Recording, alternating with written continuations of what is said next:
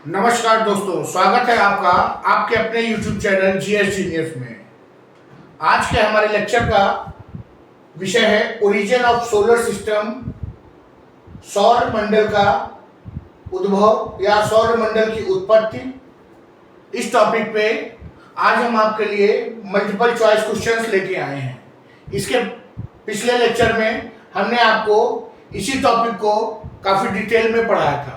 आज हम और आप मिलकर के करीब 40 के करीब मल्टीपल चॉइस क्वेश्चंस को सॉल्व करेंगे।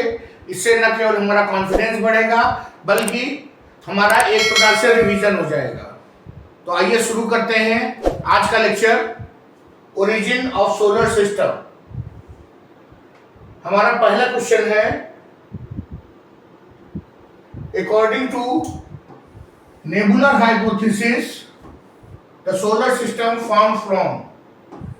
नेबुलर हाइपोथेसिस के हिसाब से जो हमारा सौर मंडल है वो किस चीज से बना था? तो इसका उत्तर है ए जायंट मॉलिक्यूलर क्लाउड।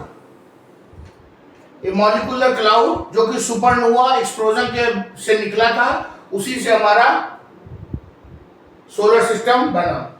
चलिए अगला क्वेश्चन देखते हैं। Which forces caused the gas dust in the solar nebula to collapse? इसका आंसर है ग्रेविटेशनल फोर्स। जो भी डस्ट या जो गैसेस थी उनके एटम्स और उनके मॉलिक्यूल्स के मध्य जो ग्रेविटेशनल पुल था उसके कारण वो एक दूसरे के पास आए और आकाशीय पिंडों का निर्माण हुआ। जो छोटे आकाशीय पिंड थे वो ग्रेविटेशनल पुल के द्वारा बड़े आकाशीय पिंडों में खिंच गए और बड़े बड़े ग्रह और उपग्रहों का निर्माण हुआ। चलिए आइए अगला क्वेश्चन देखते हैं। प्लैनेटेसिमल्स आर द स्मॉलेस्ट स्टार। गलत।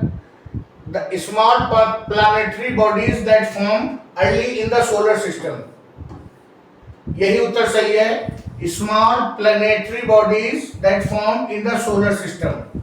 और जब कई जो ये प्लैनेटेसिमल्स मिल गए थे तो हमने उनको नाम दिया था प्रोटो प्लैनेट्स।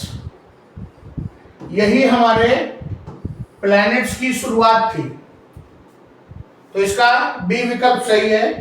चलिए आइए अगला क्वेश्चन देखते हैं।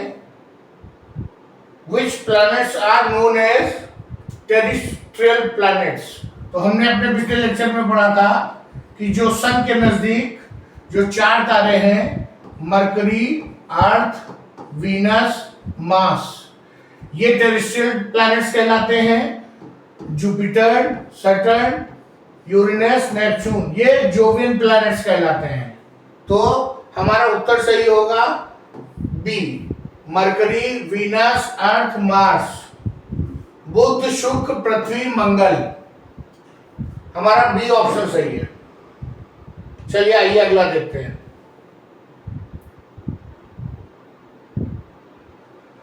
The gas giants of our solar system include. Gas giants आपको हमने पिछले लेक्चर में पढ़ाया था कि जो सूर्य के जो बाह्य उपग्रह हैं, बाह्य उपग्रह, उपग्रह नहीं ग्रह, वही जो भी मैंने पढ़ा, Jupiter, Saturn, Uranus, Neptune, Brihaspati, Shani, Arun, Varun, इन्हीं को हम बाह्य उपग्रह कहते हैं, इन्हीं को जोवियन प्लैनेट्स कहते हैं और यही हमारे 4 गैस जायंट्स हैं। तो हमारा उत्तर सही होगा C, Jupiter, Saturn, Uranus, Neptune. Jupiter का मतलब हो गया बृहस्पति, सैटर्न का मतलब हो गया शनि, यूरेनस का मतलब अरुण और ये हो गया वरुण। चलिए आइए आगे चलते हैं।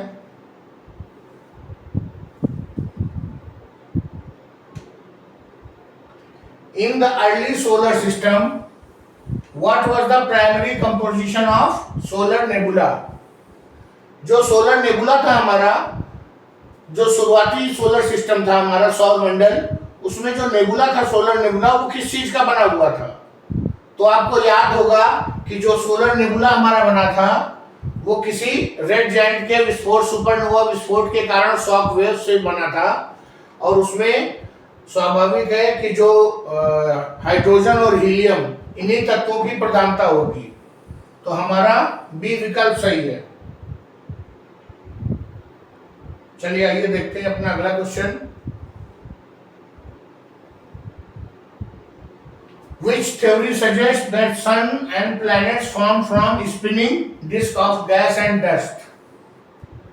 इसका उत्तर सही है nebular hypothesis, can't and Laplace, इन्होंने दिया था नेबुलर हाइपोथेसिस। गैस और डस्ट से मिलकर जो हमारा स्पिनिंग डिस्क था, उसी से हमारा सोलर सिस्टम बना था। आइए अगला क्वेश्चन देखते हैं। The age of our solar system is, हमारे सौर मंडल की उम्र क्या है? आंसर है 4.6 बिलियन ईयर्स। जिस समय हमारा सूर्य बना था उसी समय हमारे ग्रह बने, और उसी समय साथ में कुछ उपग्रह बने। बाकी उपग्रहों की रचना बाद में हुई थी। यहां पर कंफ्यूज करने के लिए 4.6 मिलियन ईयर्स भी दिया है, लेकिन ये गलत है। 13.8 बिलियन में यूनिवर्स अर्थात ब्रह्मांड बना था। तो हमारा बी विकल्प सही है। चलिए आइए देखते हैं अगला प्रश्न। What is the main component of inner planets? अभी हमने आपको इनर प्लैनेट्स के बारे में बताया था। ये है हमारा सन, और जो 4 प्लैनेट मरकरी, वीनस, अर्थ, मार्स, ये हमारे आंतरिक ग्रह कहलाते हैं। इनको आंतरिक ग्रह और बाकियों को बाह्य ग्रह क्यों कहते हैं, इसके बारे में हम अपने अगले लेक्चर में डिटेल में पढ़ेंगे। मरकरी का अर्थ हो गया बुध, शुक्र, पृथ्वी, मंगल, ये 4 ग्रह हमारे आंतरिक ग्रह कहलाते हैं। तो ये किस चीज के बने हुए हैं? तो इसका बी विकल्प सही है, मेटल्स एंड रॉक्स। चलिए आइए अगला प्रश्न देखते हैं। The hypothesis that planets form from a disc of dust and gas around the young sun is known as nebular hypothesis. पिछले लेक्चर में हमने आपको बताया था कि सुपरनोवा विस्फोट के कारण एक proto planetary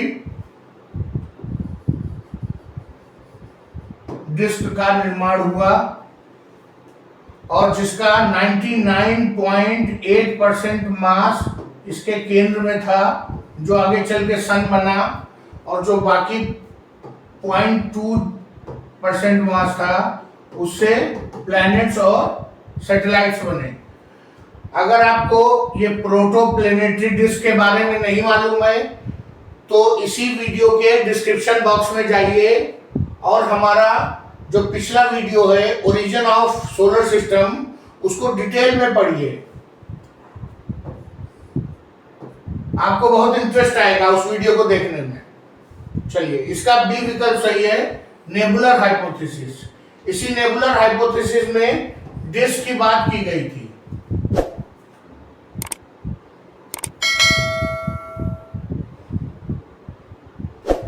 Which scientist is known for the discovery of laws of planetary motion? जो हमारे ग्रह और उपग्रह हैं वो रोटेट कर रहे हैं, रिवॉल्व कर रहे हैं, इस चीज की खोज का श्रेय केपलर को दिया गया था। केपलर नाम याद रखिएगा, वेरी वेरी इंपॉर्टेंट क्वेश्चन है ये, हर 2-4 साल में एक बार पूछा जाता है। चलिए आगे बढ़ते हैं।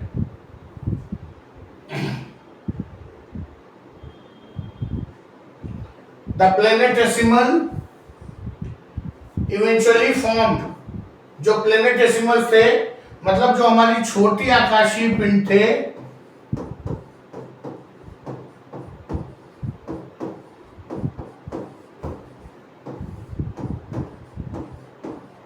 जो कि किससे बने थे? सौर निहारिका, सोलर नेबुला से। उनसे आगे चल के क्या बना? ग्रह और उपग्रह। तो आइए देखते हैं कि हमारा क्या उत्तर सही है। स्टार्स गलत, गैलेक्सीज गलत, ये तो स्टार्स के मिलने से बनते हैं। ब्लैक होल्स वो तो तारे की उम्र खत्म हो जाने पे बनता है। तो इसका सी उत्तर सही है। सी उत्तर, मून्स एंड प्लैनेट्स। अगर आप ब्लैक होल के विषय में डिटेल से नहीं जानते हैं तो हमारा जो दूसरा लेक्चर है ज्योग्राफी का, इसी वीडियो के डिस्क्रिप्शन में प्लेलिस्ट पड़ी हुई है, उसमें आप डिटेल से जाइए। लाइफ साइकिल ऑफ स्टार्स, तारों की जीवन यात्रा, इस लेक्चर को देखिए और आप जो ब्लैक होल के विषय में जो आपकी सारी जानकारी है वो मजबूत हो जाएगी। चलिए आइए अगला प्रश्न। The outer planets are also known as, जो हमारे बाहरी 4 प्लैनेट हैं, जुपिटर अर्थात बृहस्पति, सैटर्न अर्थात शनि, यूरेनस, नेपच्यून अर्थात अरुण, वरुण। ये जो हमारे 4 बाहर प्लैनेट हैं, इनको और किस नाम से जानते हैं? तो इनको हम जोवियन प्लैनेट्स के नाम से जानते हैं। तो इसका विकल्प क्या सही होगा? सी। आइए अपने अगले क्वेश्चन की ओर चलते हैं। The most accepted theory of solar system formation is, उत्तर है नेबुलर हाइपोथेसिस। नेबुलर हाइपोथेसिस ये कहती है कि सुपरनोवा विस्फोट के कारण कुछ डस्ट पार्टिकल्स तारे से बाहर आए और वो तारे उस डस्ट पार्टिकल ग्रेविटेशनल पुल के कारण आपस में एक दूसरे के पास आ गए और एक प्रोटोप्लैनेटरी डिस्क का निर्माण हुआ जो कि रिवॉल्व कर रही थी। सेंट्रीफ्यूगल फोर्स के कारण जो उसका जो मास था वो बिल्कुल केंद्र में संकेंद्रित हो गया, कंसंट्रेटेड हो गया, और जहां पर सर्वाधिक मास केंद्रित हुआ वहां पे सूर्य का निर्माण हुआ, और बाकी के जो डिस्क के जो बाहरी सीमा थी वहां पर ग्रह और उपग्रह बने। तो यही है हमारी नेबुलर हाइपोथेसिस। तो इसका विकल्प है बी। चलिए, the nebular hypothesis was first proposed by, तो इसका उत्तर है इमैनुअल कांट। बाद में इसका समर्थन लाप्लास ने भी किया था। तो कहीं पर आपको ये कांट का नाम अकेले मिलेगा, कहीं पर लाप्लास के साथ मिलेगा। इसका उत्तर है बी। चलिए आइए अगला देखते हैं। The central mass that form during collapse of nebula became the sun. अभी आपको हमने बताया कि जो प्रोटोप्लैनेटरी डिस्क बनी उसका जो सर्वाधिक मास था 99.8%, 99.8% जो मास था, द्रव्यमान था, वो केंद्र में था, और वो जो केंद्र था वही आगे चल के सूर्य बना। तो इसका वो सही उत्तर है सी। चलिए अगला प्रश्न देखते हैं। Small particles of solar nebula came together to form large bodies through a process known as accretion. Accretion है कि जो छोटे छोटे पार्टिकल्स थे जो नेबुला के, डस्ट और गैसेस, वो ग्रेविटी के कारण एक साथ आ गए, जिसके कारण प्लेटेसिमल बॉडीज बनी, उसको हम कहते हैं एक्रीशन। ये याद रखिएगा, वेरी वेरी इंपॉर्टेंट क्वेश्चन।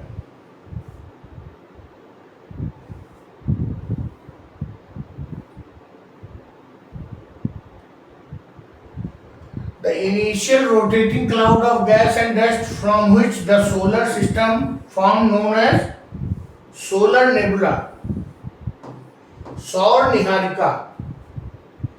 इसका बी विकल्प सही है।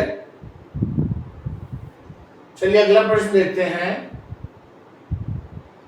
The term protoplanetary disk refers to, पहला ऑप्शन है रिंग सिस्टम अराउंड सन, ये गलत है। द एस्टेरॉयड बेल्ट, ये भी गलत है। तीसरा है rotating disc of gas and dust surrounding a newly formed star, यही विकल्प सही है और ये गलत है नीचे वाला।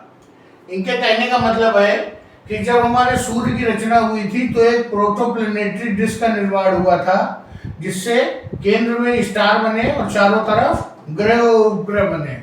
आज भी ब्रह्मांड में ये प्रक्रिया जारी है और जो नए तारों का निर्माण और नए सोलर सिस्टम बन रहे हैं वो इसी प्रक्रिया से बन रहे हैं। नई वैज्ञानिक खोजों से मालूम चला है कि अभी भी ये प्रक्रिया जारी है, तो इसका विकल्प सी सही है।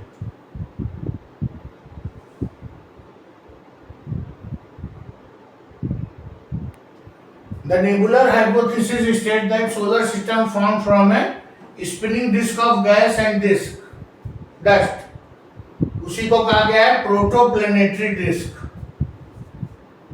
चलिए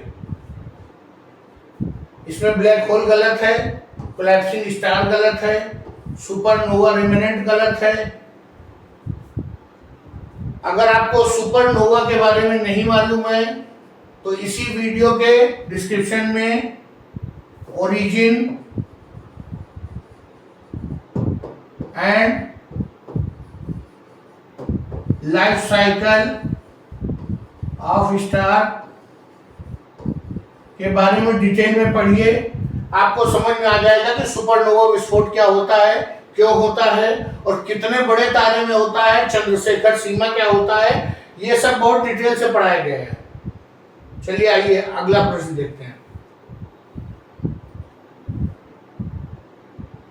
The process by which sun's radiation push the lighter elements away from the inner solar system called, आपको मैंने पिछले लेक्चर में बताया था कि जो सन से निकलने वाली सोलर विंड है, जिनको हम सौर पवने कहते हैं, ये सौर पवने हमारे सोलर सिस्टम का टेम्परेचर बढ़ा देती हैं। इन्होंने क्या किया कि जो आंतरिक 4 ग्रह हैं उनकी गैस को बाहरी 4 ग्रह तक पहुंचा दिया,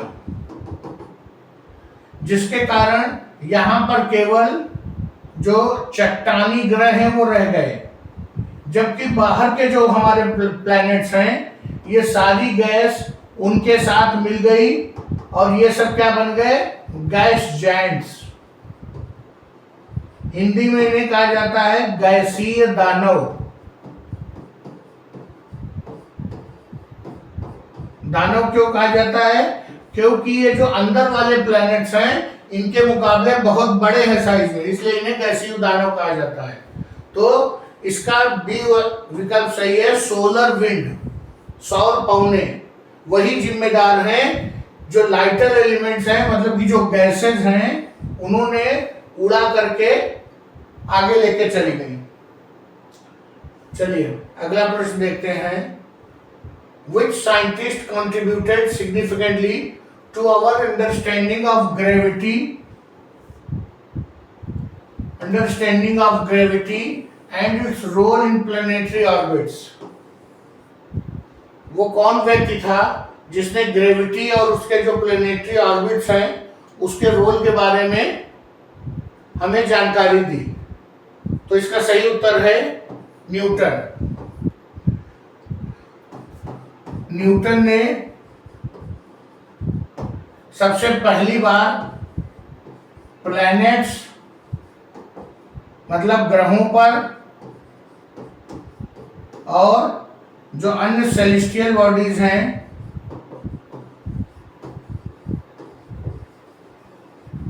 मतलब आकाशीय पिंड, हिंदी में इन्हें कहेंगे आकाशीय पिंड, इनके ऊपर जो लॉ ऑफ मोशंस हैं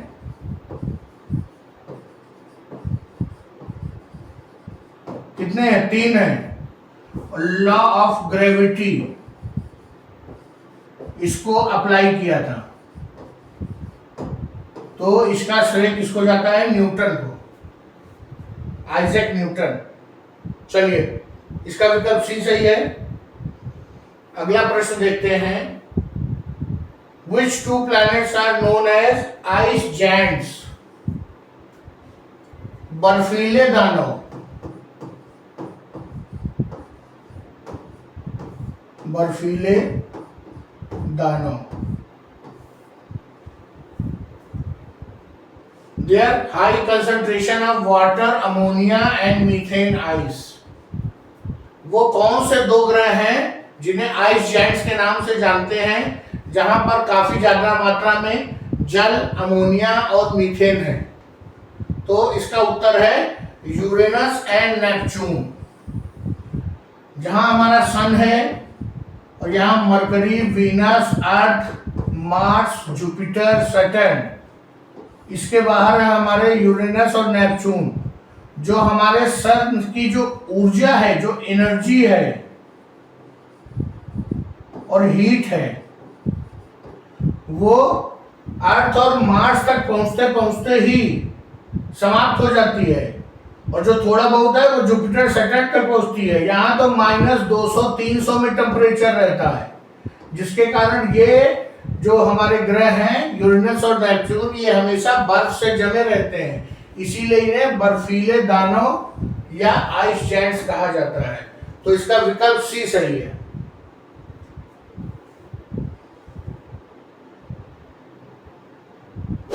The rotation of solar nebula caused it to flatten into a disc shape. उस डिस्क का नाम था प्रोटोप्लेनेटरी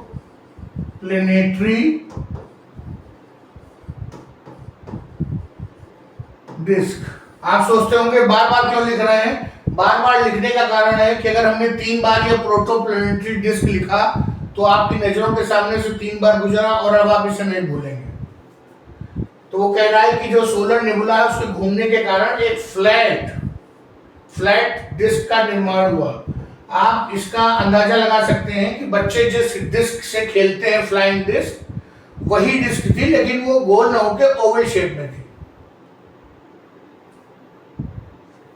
अगला देखते हैं। The process by which the sun began to shine as it reached sufficient pressure and temperature for nuclear fusion. जब पर्याप्त दबाव और तापमान की स्थिति में पहुंच गया सूर्य, तो उसमें न्यूक्लियर फ्यूजन शुरू हो गया। तो इस स्टेज को क्या कहा गया? इसको कहा गया फ्यूजन इग्निशन, मतलब संलयन की शुरुआत हुई।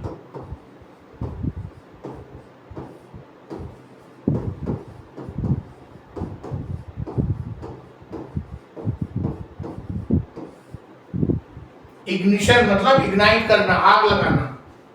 तो अगर आपने ये कैसे जो शुरुआती जो सूर्य में या किसी भी स्टार में ये जो न्यूक्लियर फ्यूजन कैसे शुरू होता है, इसको अगर आपको सही से समझना है तो इसी लेक्चर के डिस्क्रिप्शन में लाइफ साइकिल ऑफ स्टार, उस वीडियो को एक बार जरूर देखिए।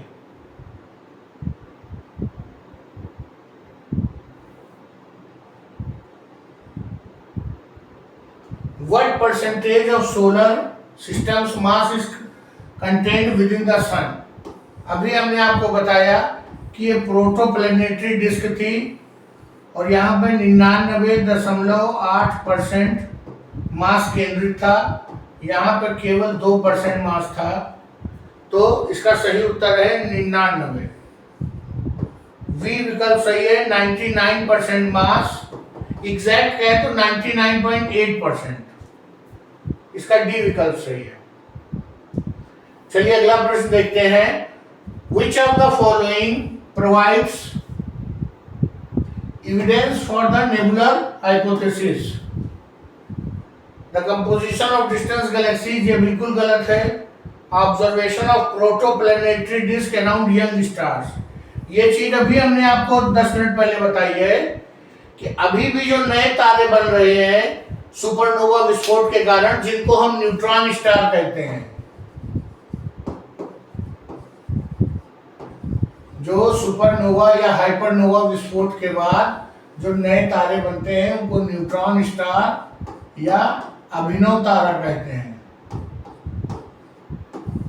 अगर आप इस अभिनव तारे को जानते हैं तो वेरी गुड, आगे चलेंगे, नहीं तो आप फिर उसी लेक्चर को देखिए, लाइफ साइकिल ऑफ स्टार, इसी के डिस्क्रिप्शन में पड़ा हुआ है, जिसमें ये बताया गया है कि जो नए तारे हैं उनका निर्माण कैसे होता है। तो अभी भी हमारे ब्रह्मांड में नए तारों का निर्माण हो रहा है, और कैसे हो रहा है? प्रोटोप्लैनेटरी डिस्क के माध्यम से ही हो रहा है।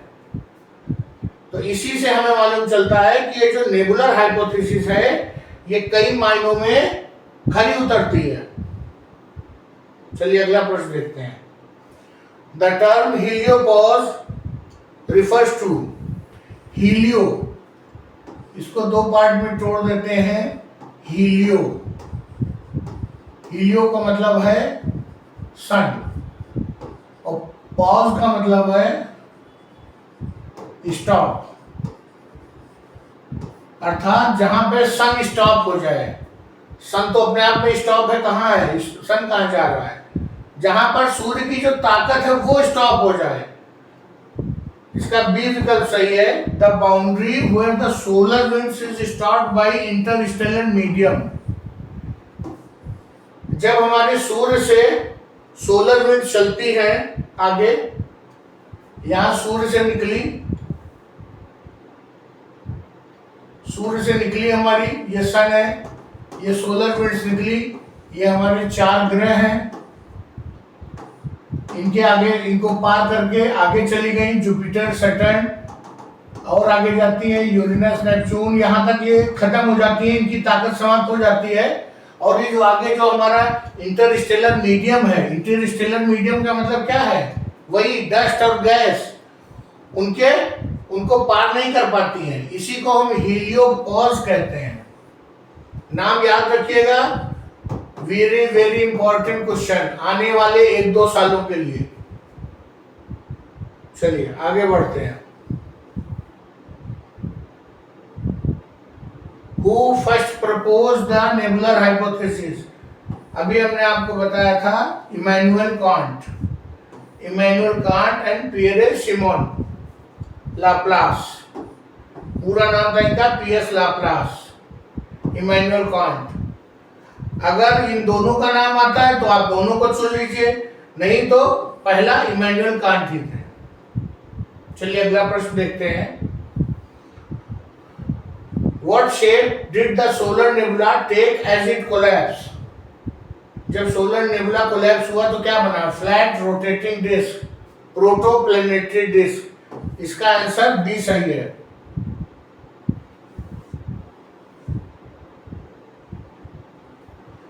Which force caused the spinning gas cloud to flatten into a disk in nebular hypothesis?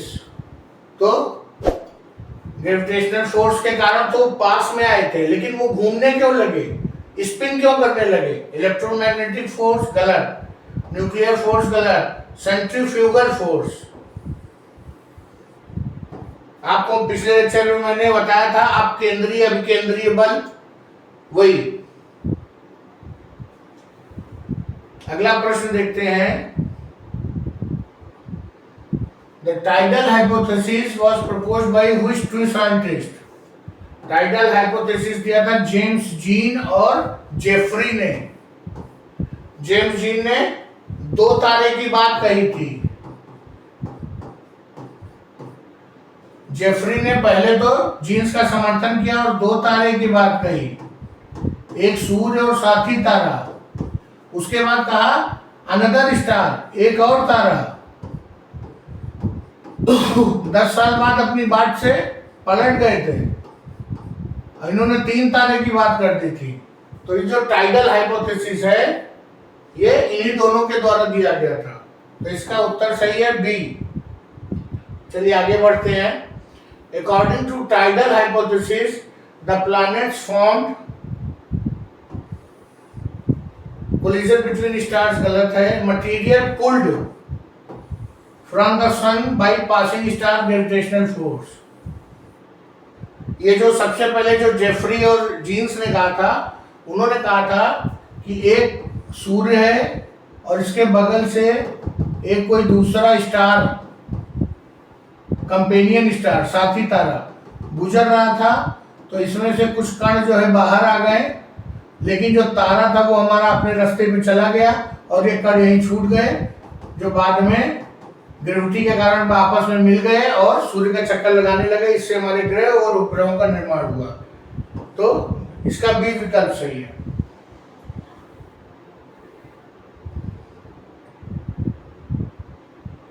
What is the major criticism of tidal hypothesis? Tidal hypothesis में कहा गया कि एक सूर्य था, उसके बगल में एक साथी तारा था। बाद में जेफरी ने कहा कि नहीं, एक और तारा था। तो ये घटनाएं जो है इतनी आसान नहीं है ब्रह्मांड में कि तारे आपस में इतनी पास आ जाएं, क्योंकि हर तारे का अपना सौर मंडल है, वो अपनी गैलेक्सी में बनते हैं और उन्हीं में रहते हैं। इतना ज्यादा मूवमेंट नहीं होता उनका इधर उधर, इसलिए ये रेयर घटना है और ये साबित नहीं कर पाए कि ये हुआ भी है। इसलिए इसका डी विकल्प सही है।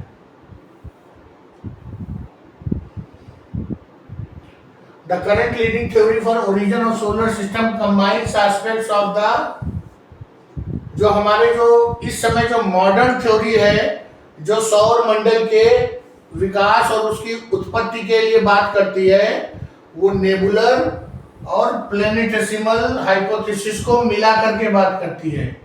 वो कहती है कि एक सोलर नेबुला था और सोलर नेबुला जब सेंट्रीफ्यूगल फोर्स के कारण घूमने लगा, जब घूमने लगा तो प्लेनेटेसिमल बाहर बने, उन्हीं से ग्रह और उपग्रह बने। तो इसका विकल्प है B. The gaseous hypothesis has incorporated the concept of, इसका उत्तर सही है एक्रीशन डिस्क एंड प्लेनेटेसिमल फॉर्मेशन। ए विकल्प सही है।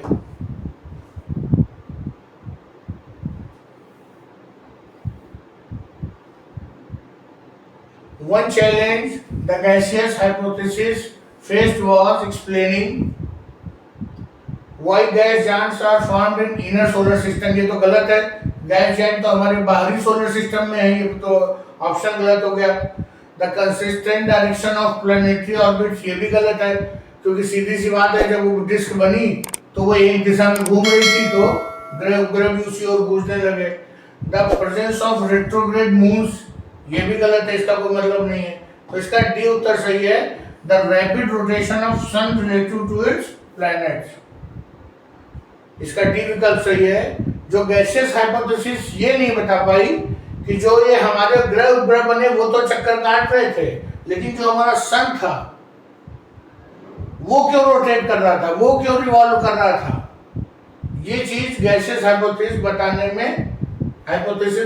बताने में असमर्थ रही, इसलिए इसकी आलोचना की जाती है।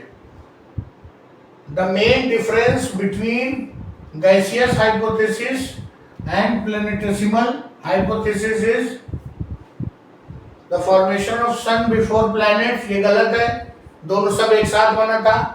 Weather planets form from gas और सॉलिड पार्टिकल, बस यही उत्तर हमारा सही है। जो हमारा ये गैसियस हाइपोथेसिस है या नेबुलर हाइपोथेसिस है, वो ये कहती है कि सोलर जो नेबुला था उससे बनी थी, और जो हमारा प्लैनेटेसिमल है वो कहता है सॉलिड पार्टिकल से बना था। बस यही अंतर है दोनों में, और कोई अंतर नहीं है। चलिए अगला प्रश्न देखते हैं। The presence of heavy elements in such core support the nebular hypothesis because, इसका बी सेकंड सही है। The heavy elements could only form in supernova indicating the nebular origin. जो हैवी एलिमेंट्स हैं वो सुपरनोवा विस्फोट के समय ही तारे में तैयार होते हैं, और जब सुपरनोवा विस्फोट हुआ तभी वो नेबुला में जो सोलर नेबुला है उसमें आए। इससे साबित होता है कि जो सन कोर में जो हमारे हैवी एलिमेंट्स हैं वो हैं।